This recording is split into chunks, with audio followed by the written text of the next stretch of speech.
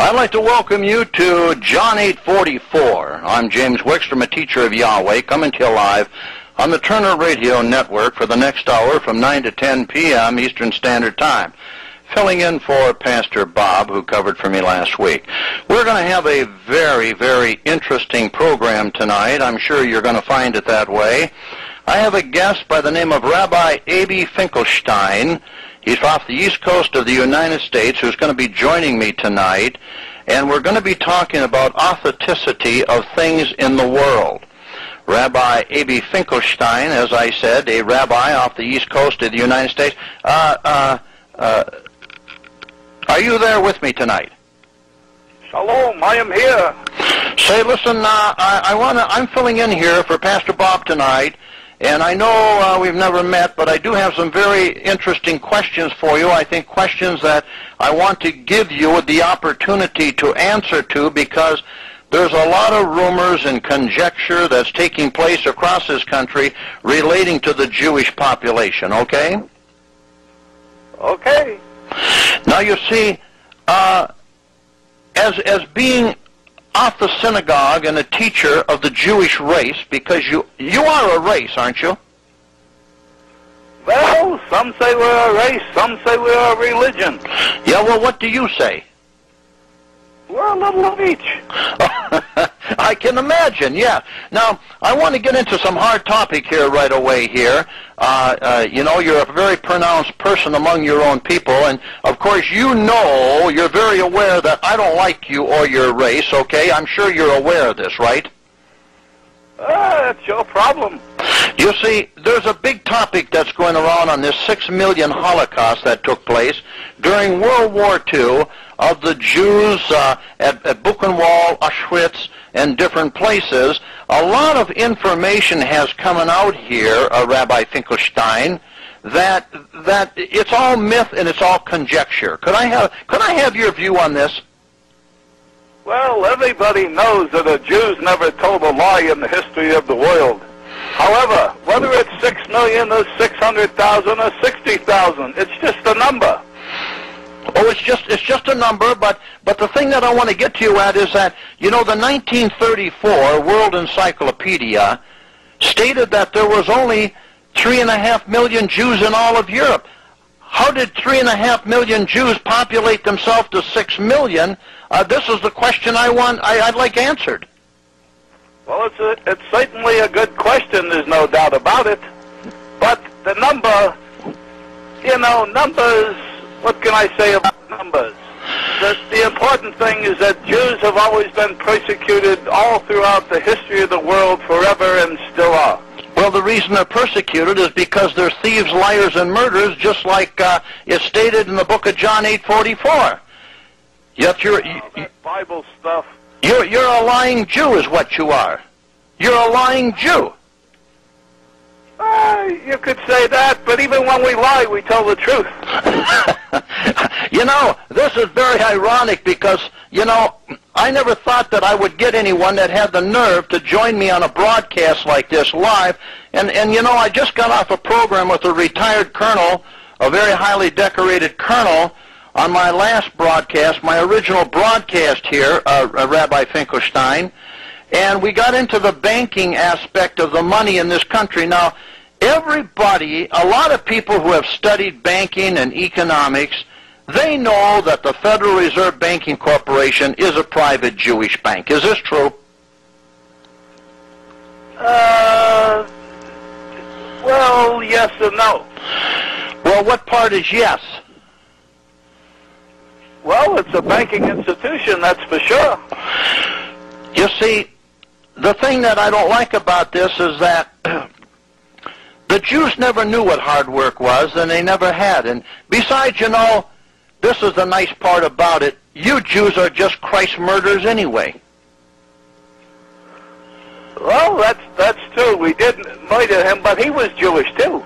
Oh, no, he was Almighty Yahweh, God in the flesh body. That's the problem you got.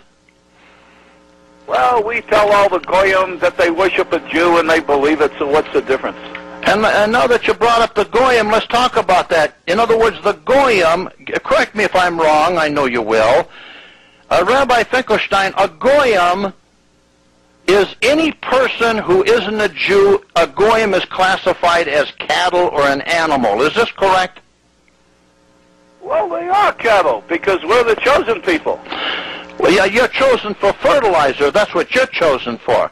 You know, this is what the book of Enoch, the patriarch, even Yahweh in a flesh body said that all of you Jews, the descendants of Cain, are going to perish for the evil that you have done in this world. You are the destroyers and the incineraries of the world, are you not? I'll agree with that. But you see, the thing that really bothers me, and not bothers me to the extent of losing sleep over people like you, is that all wars have been created by Jewry. They've been all set up to gain, as a monetary gain. Wouldn't you agree? It's the greatest game in the world to make some shekels. Now, let me ask you this.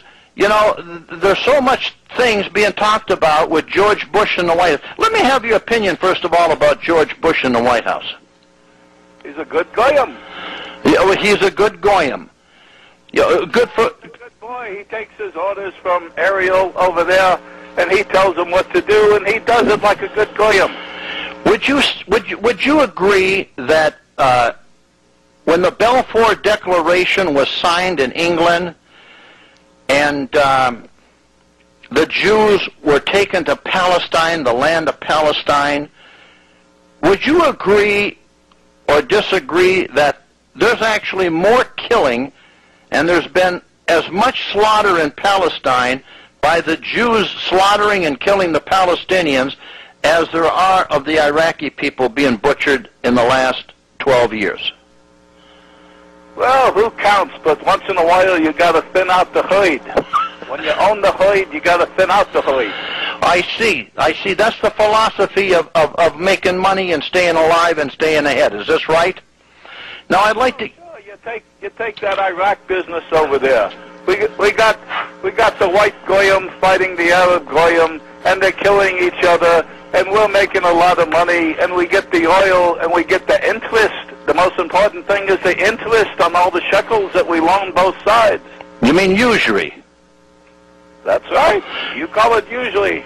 Now, you know, there's a book out that you read, Rabbi Finkelstein, called the Talmud. Now, the Talmud refers to Christ as his mother was a whore, and he was a bastardized son of a Roman soldier. Is this what's being taught in the synagogues? Well, every good Jew knows that. But you see, the reason that I wanted to ask you this is that, you know, you just said a little while ago that he was a Jew. And now you say every Jew knows that he was the son of a Roman soldier and that his mother was a prostitute. Well, that was a long time ago. Who knows what was said back then? Yeah, I guess that's right. That's absolute right. You know, we're having a real bad problem in our country right now. There's a lot of outsourcing of jobs and deindustrialization of this country.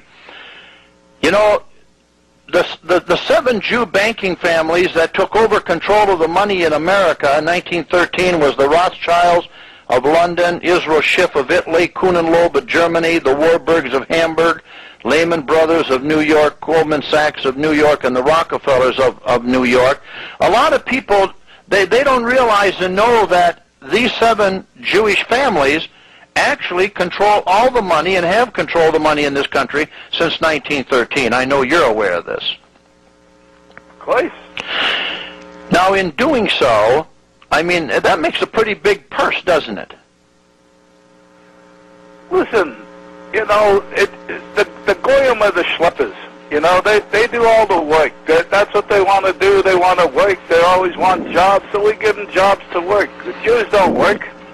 No, Jews don't work, and you're absolutely true. I want to get back to this Holocaust, and I want to get back to the Holocaust survivors. You know, it's to the point here, Rabbi Finkelstein, where there's more Holocaust survivors getting